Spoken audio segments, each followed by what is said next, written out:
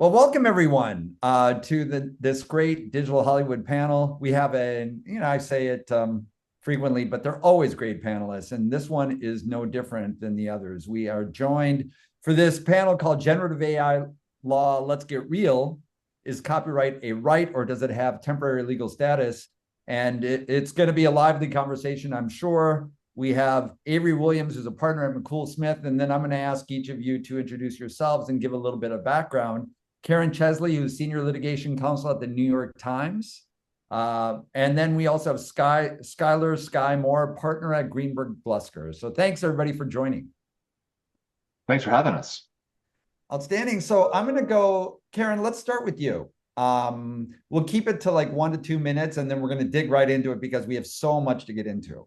Yeah. So, as you said, I'm senior litigation counsel for the Times, which means that I handle the Times' commercial litigation as opposed to our amazing class of media litigators. And for 2 years at the Times, that was sort of just your routine contract disputes and things like that. And then generative AI came. And so for the last 2.5 years, I have done all generative AI all the time. Currently, that means managing our case against Microsoft and OpenAI. It also means looking at other potential targets for litigation. There is obviously rampant theft going on. And so we are always considering our options, but it is more than a full-time job, honestly, just to handle the one major case that we have. Yeah, those are never in short supply, by the way. Mm. But very good to have you. And Avery, let's go with you next. Yep. So I'm a partner at McCool Smith. We are a intellectual property and commercial litigation boutique. We're based out of Dallas, Texas, but we have offices in New York and LA and around Texas as well, including Austin, Houston, and Marshall. My practice is typically a mix of what we'll call soft IP, so trademark, trade secret, copyright, and general commercial litigation. I am the co-chair of the partners of the law firm's trade secret practice, and I have been focusing lately on generative AI and copyright. I write a weekly blog focusing on the development of AI copyright cases. Karen, I follow the New York Times case very closely, and find the whole thing quite fascinating, and I'm excited to be just part of it going forward. Very good. Good to have you, Avery. And Skylar. I am a partner at Greenberg Glusker in Los Angeles. I've been practicing for way too long. Hate to admit it, but over 40 years. I was an adjunct professor at UCLA for many years, both the law school and the business school. I'm the author of a book called The Biz, which is in its 6th edition and pretty popular, and covers the business side of the entertainment industry. I was named a lifetime legal legend by the Hollywood Reporter, which is my most favorite accolade.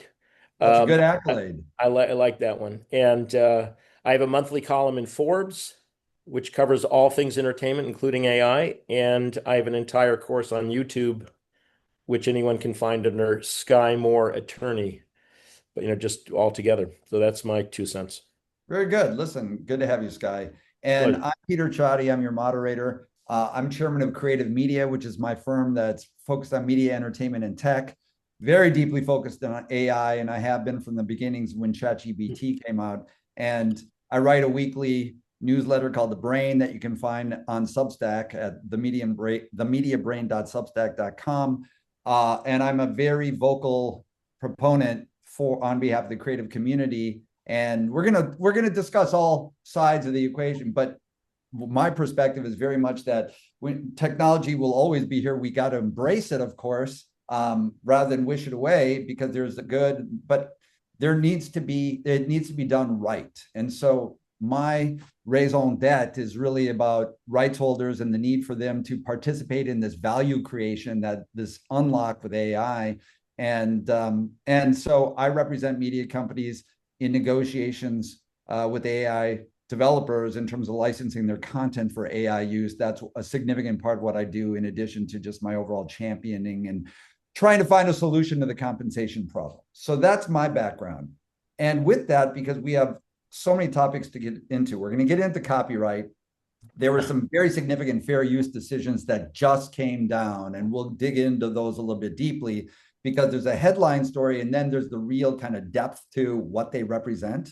We're going to then get into other legal issues that are implicated by generative AI because it's not just copyright, there are a number of other issues.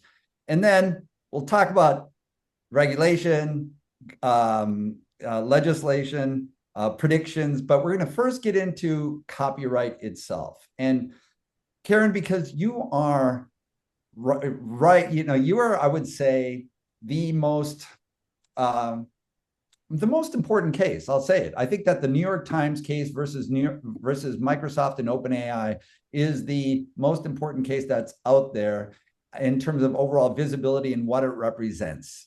And so I love you for saying that. I mean that completely, and everybody follows what's going on. So first, lay out for everybody, not all of whom are experts, that's for sure, Yeah. what copyright infringements or issues are raised by generative AI, and use your case as the exemplar of that. Yeah. So, I mean, when we started looking at this in early 2023, ChatGPT comes out, right? And almost immediately we start seeing like, hey, this seems to be quoting our stuff. Our stuff like is clearly the source for a lot of what is coming out of this model. And so we did testing and we started to see it happen again and again and again. It just became very, very rampant. I think news in particular, it is a market where these things trained on a ton of news, and then they use a system called retrieval augmented generation to pull a lot of news. We, of course, invest a tremendous amount of resources into our reporting with like 6,000 reporters and 160 countries. And so the fact that everyone is taking it and using it for free all of a sudden gave us a lot of pause, right? And then we had to dig deeper. And, of course, it just immediately our IP counsel is like, isn't this all just massive, massive copyright infringement? And I, I believe the answer is yes, right? And it's not just copyright infringement at like one step, it's copyright infringement at so many steps. It's copying your stuff to make a data set that is then used to train a large language model. So that is pulling things from plagiarized source content. It is scraping our website directly. It is going to known plagiarizer websites who take content from all of the publishers and building these data sets or what they like to call libraries of other people's works, right? And then during the training process, I will not get too technical about it, but there is just a lot of different ways to use content, and we think our content was used in a bunch of different ways during that process to really try to make sure that something like ChatGPT could give people the right answers. Because of course it's factual, highly detailed, edited, reported. It's the kind of content that if you are training a large language model, you want to use to develop factual answers that you can give to users. And then there's outputs, right? And so those outputs, sometimes they are based on a model that that was trained, but of course, model training stops at a certain point in time. And so, what do you do when you want to have a product that can basically give any answer in the world? And what companies have come up with is that you use a process called retrieval augmented generation, or RAG, which is an acronym I'm not super fond of, but it is what it is. And what that does is it goes and pulls content from across the internet and copies that into a large language model, which can then combine it with other copied content and create an output that delivers it to users. So what that means for news is that we publish an article, yesterday that's like a blockbuster piece, an exclusive, whatever. And almost immediately, these generative AI companies can come and deliver it to other people in slightly different words. Sometimes, although, as for those of you who have read our complaint, I mean, we see all kinds of outputs, right? Some verbatim, some a detailed summary of our reporting, and then others that are, while they may be neither of those two things, what we consider to be deeply substitutive, right? Which is giving a Yeah. lot of the core information information from our articles to people, even And if they're let's get into different that a words. little bit substitutive a little bit later when we talk about the fair Yeah. use decision. I'll stop there. No, okay, but if I understand you correctly, the New York Times sees three big buckets of copyright infringement. You have the AI training side, so kind of on the input side. You have the RAG, which is the retrieving in real time to give you to give these AI competitors in the news gathering space the ability to serve up the content, the fresh news to make it valuable. Then you have the output side, which is typically kind of the traditional, the substantial similarity test, whether it's that. So there's kind of three big buckets of. I'm gonna add a fourth, particularly after the Bart's decision, which I know we'll get into, which is the pure piracy to Yeah. pull content in and own it, right? So before you train, you have to get content from somewhere. And I think in that case, Judge Alsop really treats it as a distinct wrong. Yeah, that's actually a really good point. And so we'll talk about those decisions next. But then, and I think it is a good time where there's the New York Times, which I said is kind of like the poster child for all of these issues coming together, really, all of these potential infringements coming together. So the big debate is that you have the media companies who feel that their copyrighted works have been used in a way without consent and without any kind of compensation. Meanwhile, on the AI developer side, you have it's a defense that it's using it in court when there's a copyright infringement lawsuit and the related claims to that, saying that we have a fair use, which is a legal excuse, a defense. So that gets us into the specific cases, because just in the last month, the community, everybody on the tech side, but also on the media side, has been awaiting for the first real fair use decisions in the generative AI space. There was one fair use decision that came out in the AI space that was not in a generative AI case, and that came out where the judge, and that was Thomson Reuters versus Ross Intelligence, which came out saying the judge ruled in that case that it was not a fair use under the facts of that case, but that was immediately appealed and is on appeal now to the Third Circuit Court of Appeals. But I personally believe that rationale applies equally in the generative AI situation. But let's get into the two fair use cases that just came down. And Avery, I'm going to ask you about them, the Kadri versus Meta and Bart's versus Anthropic case, and how you, first of all, kind of lay it out and then how you read them. Well, so I think they're fascinating for two different reasons. First of all, for what they agreed on, and second of all, for what they didn't. So you've got two ostensibly factually similar situations, right? You have Bart's v. Anthropic. The Anthropic went out, pirated a bunch of materials, apparently paid for some, decided it didn't want to pay for others, and created this library for itself of works that it was going to use for AI and maybe later whatever the heck else it wanted, right?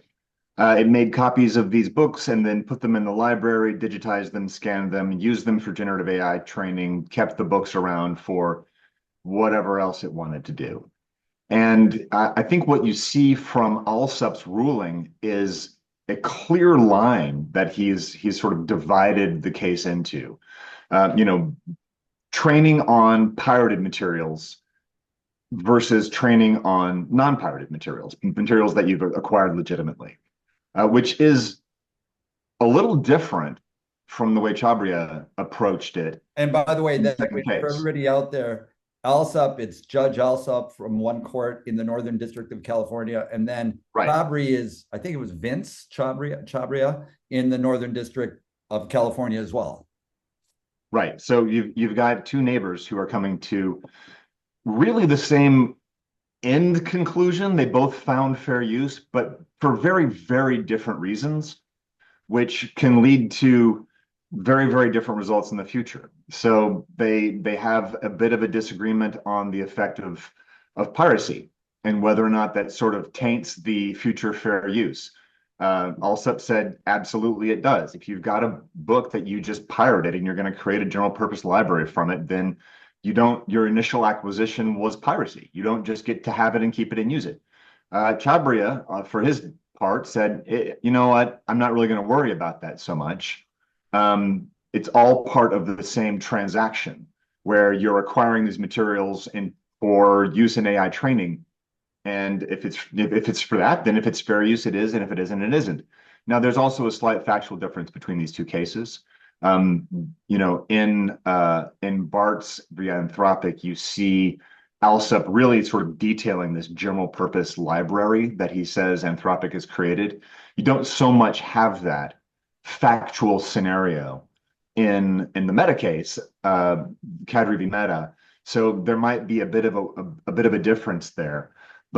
And I don't want to just like blab on for too long, but the real meat of, I think, the way these two judges split their decision is on the focus of market substitution.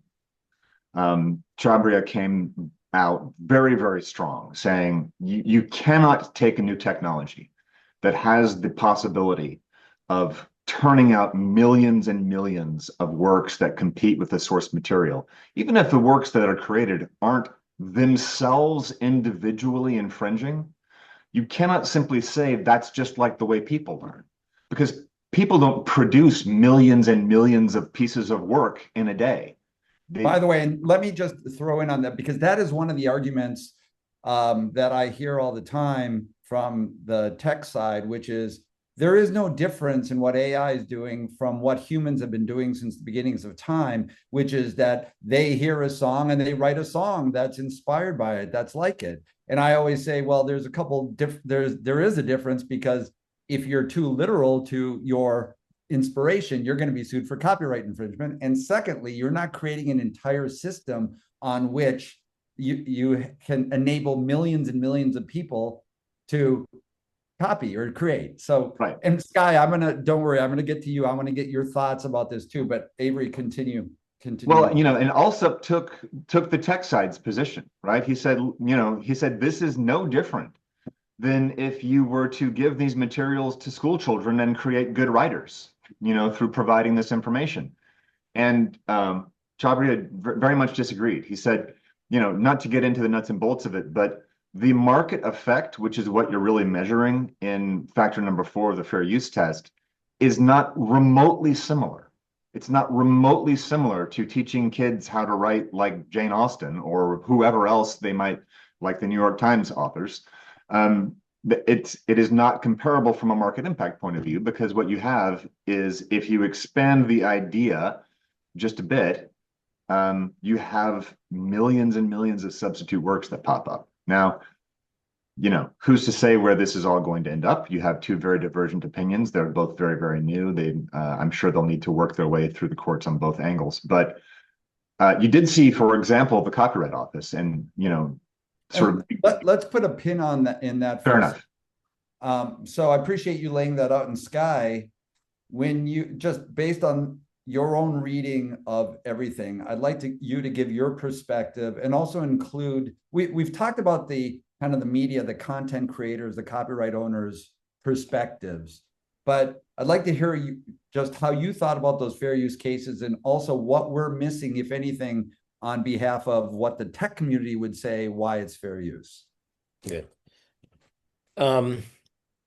Several comments. One is, both of those cases focused on the impact of the market, and what they both focused on was the output side, and whether the output competed with the original works. I find that approach to be way too restrictive, and I think wrong. And I think the market is the market for uploading, because this is going to be a fundamental question. When you do the fair use analysis, do you look at the output or do you look at the input? And my belief is that the Supreme Court, in the Andy Warhol decision involving the colorization of photographs, changed the analysis of fair use to say the question became, from the viewpoint of the owner of the copyrighted material, is whatever is done with it, did they expect to get paid for that? And that becomes the market. The uploading is itself the market. The New York Times it's everyone ripping it off and uploading. It's not, who cares whether the output turns out to be people going to read that versus the New York Times. New York Times has a market in itself for the uploading. And I believe that the Andy Warhol decision changed that and focused on that question. When you look at the uploading side from that perspective, you've got two arguments, which is every case on this issue cites the two cases. On the one hand, you've got the Andy Warhol decision, which really does look at I think, the reasonable expectation of the owner of the copyrighted material. And then on the other side, you've got this Authors Guild versus Google, which is a Second Circuit case that said that where Google sucked up all the library, all the books in the world, and the court said, "Oh, isn't this wonderful? It's transformative. We're benefiting society, and isn't this a wonderful thing?" And so that's every case basically mentions both of those cases. And it is my belief when this goes up to the Supreme Court that the Supreme Court's going to follow the Andy Warhol decision. That's their most recent decision. They didn't rule on the Authors Guild one. I don't think that they would endorse that either. And I'm optimistic. Well, I'm in the entertainment industry in a big way, following the Disney Universal case against. You're right. Everything in the world got sucked up. And so my belief is that the market should be viewed on the upload side, that it's the reasonable expectation of the owner, and we know what their reasonable expectation is. Just ask the New York Times, right? We know they expect to get paid for uploading, so we know the answer to that question. And and the benefit to society, say, like, dude, you pay for it, okay? Right. Go license. It's a wonderful benefit to society, but how about you pay for it? Yeah, amen to all of that. And just first of all, I completely agree with you about Andy Warhol. And the significance there was that, without getting into the weeds, but that it was really the first time I think the Supreme Court addressed this market substitution, market replacement point when in connection with the fair use analysis. And you'll see that in the Kadri case that we talked about, that's what the focus was really on: market substitution, market replacement. And that can be, and there is a very significant market that's growing fast, just on to your point, on the input side when it comes to licensing works for training purposes. And the New York Times, as an example, entered into an agreement recently with Amazon of some kind, I would imagine, and I'll ask you. It includes training. Yeah. Okay, so absolutely. It includes training. And I would just say, I think you're going to see this argument crystallized better in our case, right? Because we have many people whose job it is to license New York Times content, and we've licensed it for a number of purposes before the advent of generative AI, when it was just AI, right? You have something called a dating mina license where you can access our content, give you a feed, and you want to try to figure something out, right? You're going to comb through the content and find information about it. That is a license that we have already, right? And we've had, like, these are traditional licensing markets, so it's not just hypothetically a market could develop. Certainly, Right. there is an existing market for generative AI training material now. There has long been, I would say, equivalents to that for Times content. So Yeah, and the thing is, when you look at, there's a 4-part test when it comes to fair use analysis in the courts. And part 4, or factor 4, is widely considered to be the most important factor. And if there's a vibrant market for licensing and there's an adverse impact on that market, that goes against fair use. And so it's kind of interesting where you have the AI companies that are claiming fair use, but at the same time, they're realizing that they increasingly need the license. So they're showing that there's a marketplace for that. And one thing on what you were saying, Sky, about the Google Books case, because again, if we're putting all sides on the table, at first blush, when you look at Google Books, which was a Second Circuit case, yes, Google copied the libraries of the world to create its index for people to be able to search. But the rationale of the Second Circuit, it didn't make it to the Supreme Court, everybody out there. So Supreme Court didn't decide. But the Second Circuit ruled in favor of fair use in that case, in favor of Google, because they found that there was market amplification. So what it did was, now if Avery was writing an article and it was in the, now it was searchable around the world. Avery had a chance to get that article to a much wider audience. It shined a spotlight on it, which is the opposite of market substitution, market dilution, which is at the core of the Supreme Court's case in Warhol. And it's certainly at the core of the Kadri decision. And one final note on the Kadri decision, and then I'm going to open it up again, is that, yes, there was after it was announced, the tech community, you could hear the high fives of the Silicon Valley, people saying, say it's a big victory, fair use.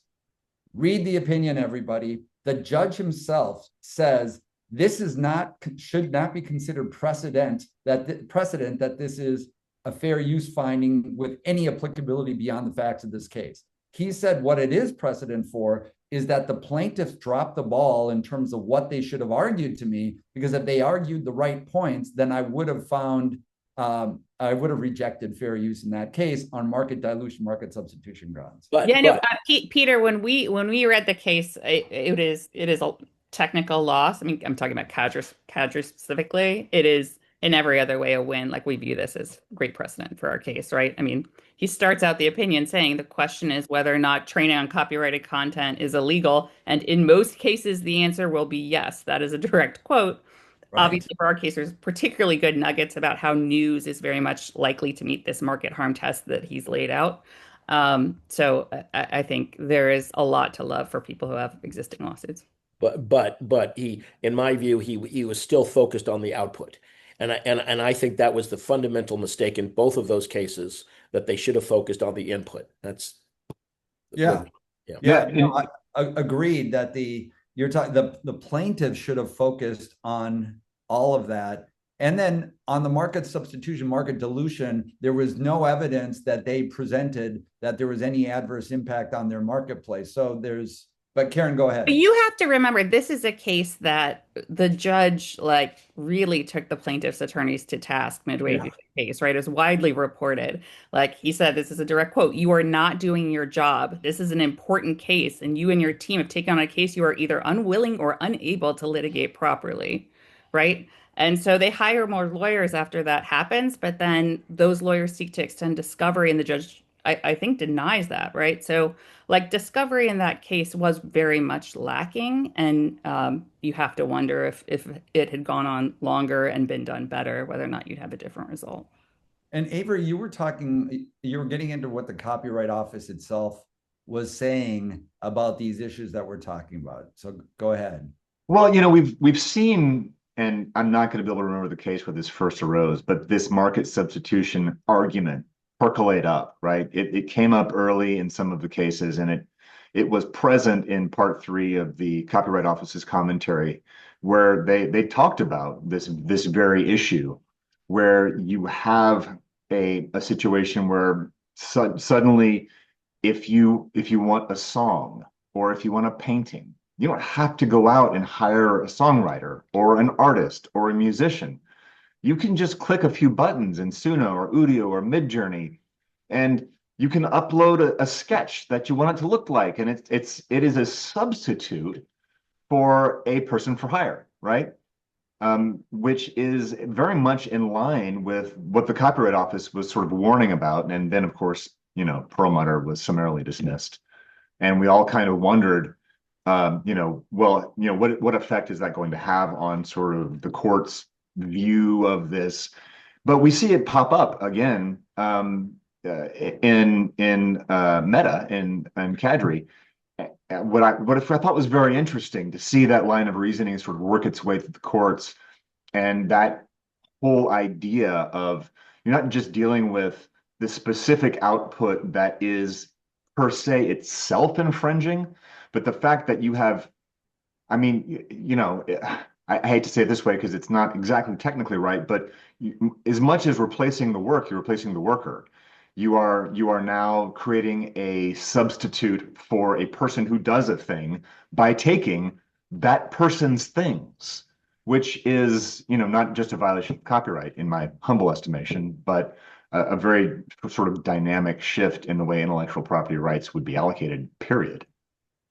So I want to ask you, Skye, a little bit about the Disney NBC Universal case, because that was the first time, I think that all of us who have been observing across media and tech have been kind of scratching our heads of why there has been no major studio that's come out and taken legal action against any one of the AI developers. So I'm going to first ask you, Sky, why you think that is. And then secondly, just a very brief overview of what Disney and NBC Universal are saying. The first question, I don't know why they waited so long, because there was definitely infringement going on. Can I give you my theory? And then Please. My theory is this, and Hollywood wants to use these tools, full stop. They want to use these tools, but they're conflicted because they know if they use these tools, the creative community is going to come after them. And so they're in this kind of nomad's land in their minds where you have this substantial friction that is holding them back. But they're chomping at the bit. And I talk enough with the representatives of creatives that if they were to learn that a studio was using these tools without the consent of some of the individuals who are in that industry, like actors, et cetera, that there would be a very significant blow up in Hollywood. So that's based on my many discussions I've had. So I'm quite sure that that's the case. But tell us about the case itself. Okay. Can I just make one comment, which I very much, and we disagree as a company with the concept that using generative AI tools means that you cannot bring a case. We use generative AI tools at the Times. We use it for reporting. We use it for day-to-day work, right? Like the fundamental thing is that we pay to use those tools. They didn't pay to use our content to build the tools. So, yeah. But there's one thing, and then Sky described the case, but there's a significant difference in your use versus, somewhat significant difference, that there's the creative community blowback. There's that fear that the studios have that if they use these tools at scale for developing a movie or television at scale, at some significant scale, that the creative community is being replaced and they're not participating in that use in the way that they feel they should be participating. So that's why you have Hollywood and the agencies and the guilds who are watching very closely. But okay. But go ahead, Sky. Sorry. That is a good guess. All right. So they're suing over input, upload and download. Let's start with the upload. So they're saying that everything the New York Times just said, uploading is copyright infringement because it's copying. And the defense is obviously going to be the fair use. They're obviously going to cite to these two cases, and they're going to say, isn't this a wonderful, transformative? Isn't this wonderful? It's not infringing on, they're going to focus on the output, but although they have a problem on that. So they clearly, it's going to be a fair use, defense. What's interesting to me, if I was representing one of these uploaders, I would have gone into some outside the US and done the uploading outside the US, because the copying is a jurisdictional issue and you get to sue in the jurisdiction where it occurred. And if they were smart, they would have done it in Zimbabwe or wherever there's no copyright protection. But that's a sidebar.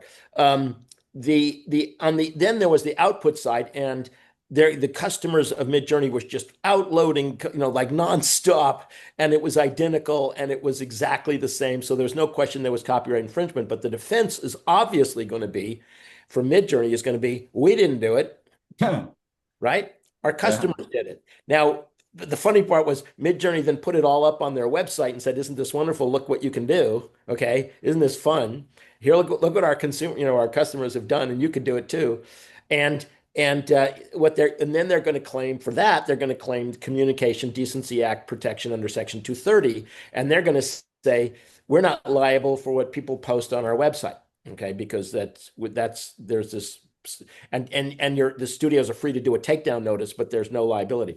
What I think this is going to fundamentally boil down to is it's to me, this is Napster versus Sony Betamax case, which is you've crossed the line. Midjourney is definitely, Circular 230 to nuts. Not circular, Communication Decency Act 230. They have clearly crossed the line. They are encouraging, aiding, and abetting, and doing everything possible to encourage massive massive copyright infringement. To me, that is the Napster side of the line. But they're going to be arguing, obviously, the Sona Betamax side of the line. That is, all we do is we're just a service. Other people do it, and isn't this a wonderful thing? So Yeah. to me, this is going to be a hands down Napster liability. Yeah, and by the way, on the music side, a la Napster, you have major cases against Suno and Udio, two generative music players that are out there by the major labels. And there in the discovery in those cases, I forgot if it was Suno or Udio.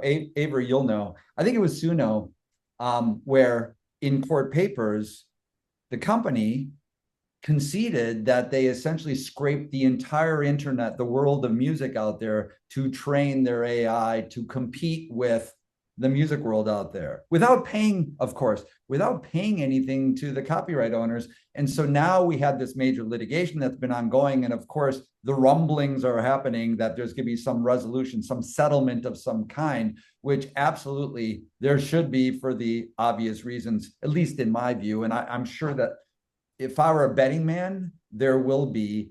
And we'll talk a little bit more about the end game later. But Karen, tell us, and we're going to have to go quickly rapid fire here to just touch upon some other issues. But outside of copyright, there's also trademark dilution in your case. Yeah. So, I mean, I think there's been now one case in Georgia where there's a defamation claim. And so that was kind of like the precursor of like, can you trust what is coming out of generative AI? And the court there was very soundly said, no, there's a bunch of disclaimers on what comes out. And so whatever OpenAI says about someone, it actually doesn't really matter, right? It doesn't have the intent. Yeah, but also just very clearly, nobody would believe it. That is absolutely like just as a factual matter, false. And if you have friends who use generative AI, you must see this like every day, right? Like just my non-lawyer friends are going to ChatGPT and saying like, "Oh, I have a question about like what this statute or like what this, what's the regulation in the town about our music ordinance. Oh, I'll just ask ChatGPT or what's the best way to like organize it? I'll just ask ChatGPT." As if it is some like omniscient, all-knowing guru out there. Like people believe what these products are telling them. And like, survey data, I think very much bears that out. And so in our trademark case, I mean, what we saw was ChatGPT saying the New York Times says X, and X is often just like wildly wrong. Like the New York Times endorses Donald Trump for president. The New York Times, like, believes that like wine is good for you. And like just a bunch of just anything. You could Oh, even just wine is good for honestly you. almost anything. Actually, one We're of the recording this on Friday, so wine is good for well, I us. mean, wine, yeah, it's good for your mental health.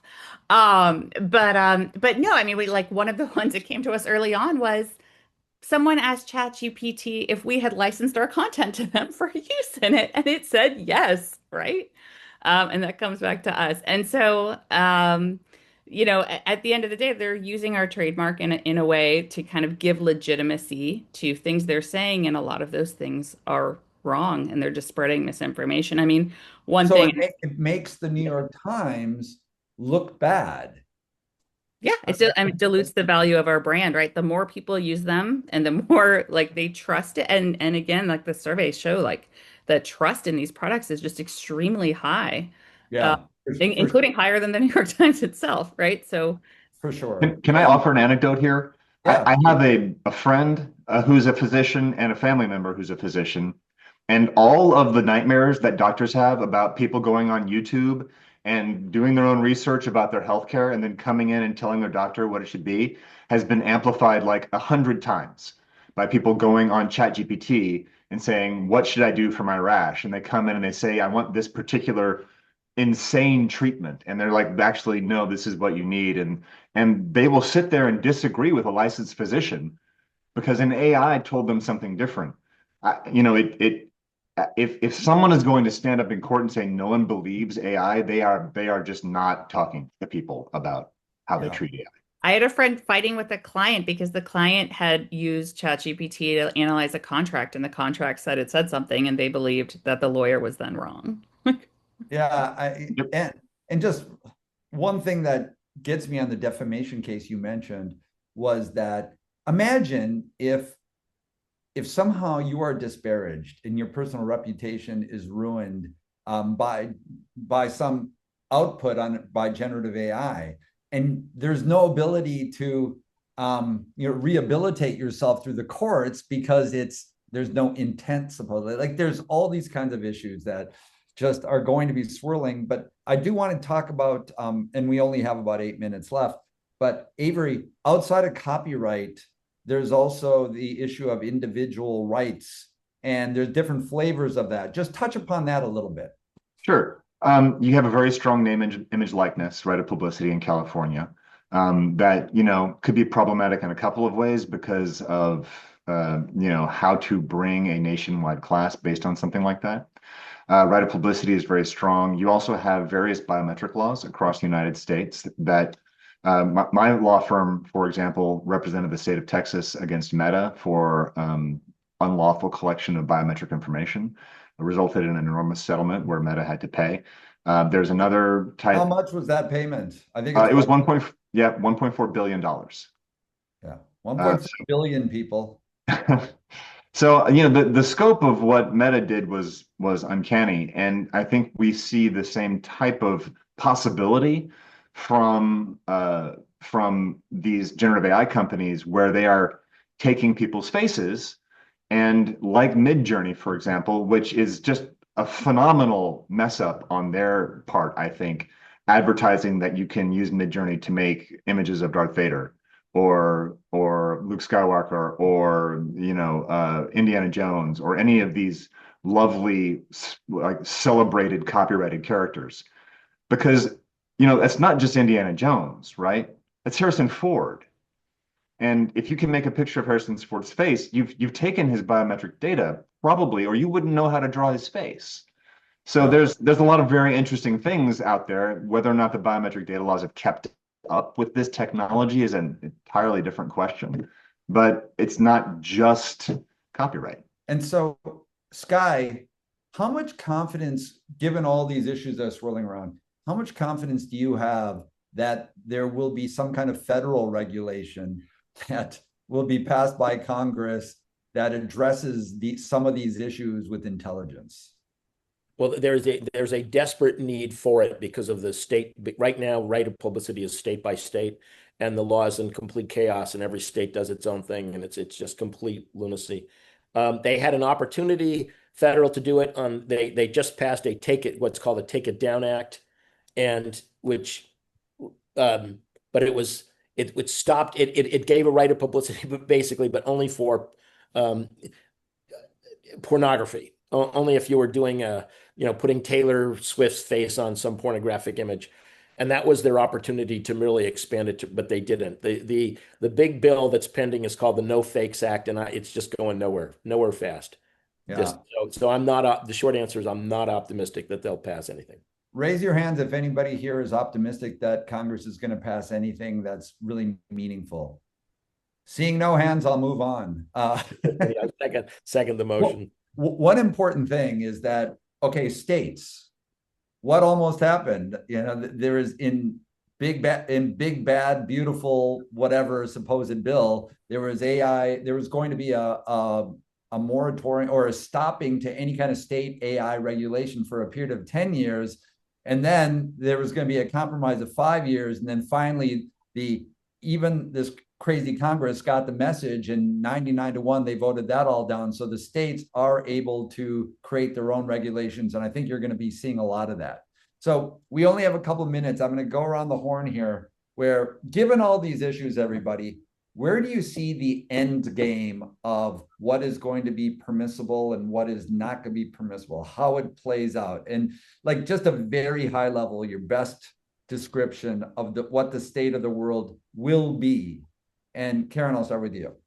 I think our vision for the world, and look, we are investing enormous resources in our cases to make sure it's litigated right, because this is an issue that is incredibly important for the future of us as news publishers and the future of really all creators. And so it has to be a world where you can control permission and payment for your content. If you can't, I think what you get is content just being locked down, right? So it becomes a matter of access and people can't get it to use it. And I think that's a worse world for everyone. So I'm hopeful. I think I feel really great about our case. I think even the Bart's case gives us an avenue to actually win in a way that creates enough leverage to get deals for our content, which at the end of the day is what this should be, right? Because if they have to come to you to pay for it, you negotiate access rights, and to the extent that you lose anything from what's coming out of the model, you're able to build that into your contract, right, and get a fair deal. And that's where we really hope to end up with everyone, with the state of the world. And by the way, for those of you out there who are saying that the entertainment media world, the creative community is trying to stop technology, Exhibit A is the fact that the New York Times entered into a major licensing agreement with Amazon. So there you go. It's not about that. It's what we were talking about from the very beginning. It's about rules of the game that need to be followed so all players participate in the value unlock. It is incredibly difficult to negotiate for something when the person you're negotiating against says, I can take it for free if I want to, right? Right, So exactly. until you have a clear rule, I think you won't get as many deals as there really should be out there. So Avery, where do you see it? Just So really short term, I see it being a very technical question of access and deliberate use of anti-scraping tools and poison pill tools by technology companies to make it so that even if you can get access to the content, there are embedded components of it that make it useless for AI training. You've seen that sort of crop up and that argument crop up in some of the cases that we're following on the tracker. Um, the weekly blog that we do. Longer term, I think that you have a two-step. The first question is I can't imagine that the rule is going to be you can steal copies of people's work and use them for AI training, right? This piracy thing where you go to LibGen or Books3 or one of these shadow libraries and you can just take whatever you want and use it however you want to. I would never expect that to be the case. You're going to have one of two licensing regimes. You're going to either have a required access licensing regime, or you'll have some sort of usage licensing regime where people who are responsible for creating content will get some kind of remuneration for it. Yeah. And Sky, how about you? Just your thoughts. I totally, in 2 years, there's going to be a Supreme Court decision at a time where it is indisputable that the uploading is the market, and they're going to look at the impact on the market will be uploading, and they're going to hold that it's not fair use, and therefore you need a license, and everybody's going to have to run around and go get licenses for their content. Yeah, and I 100% agree. I propose a three-tier kind of solution to it all, where I see it's going to be opt-in, I believe. It's going to need to be an opt-in solution where those whose content is being used for the purposes of developing and creating AI tools and spitting out certain content, they were going to need to, the consent will be needed, compensation will be needed, and I see that playing out in three different ways. Just the big media companies such as the Times and others will have one-to-one licensing. The mid-sized, kind of smaller but have interesting libraries who decide to band together, but they'll have scale that way. And almost like a patent pool, they'll work with different AI developers. And then, to your point, Avery, what you were saying is that you have these kind of automated systems, opt-in systems, where those who participate in it, it can be me with my content, you with your content, we set the rules of the game of what that use can be and how much we charge for that use. And there's been just very recently in the last few days, I urge everybody to check out the company Cloudflare, which has this blocking technology that Avery was talking about to prevent for websites to implement so they can block AI scraping of their, from their bots to scrape. And now they've implemented this tool set, what they call the AI marketplace, where we can all come, set our rules of the game, and then there's compensation that comes with it. So only with consent. So with that, guys, listen, that's a lot that we've covered, but thank you so much. So we have Karen Chesley, Senior Litigation Counsel of the New York Times.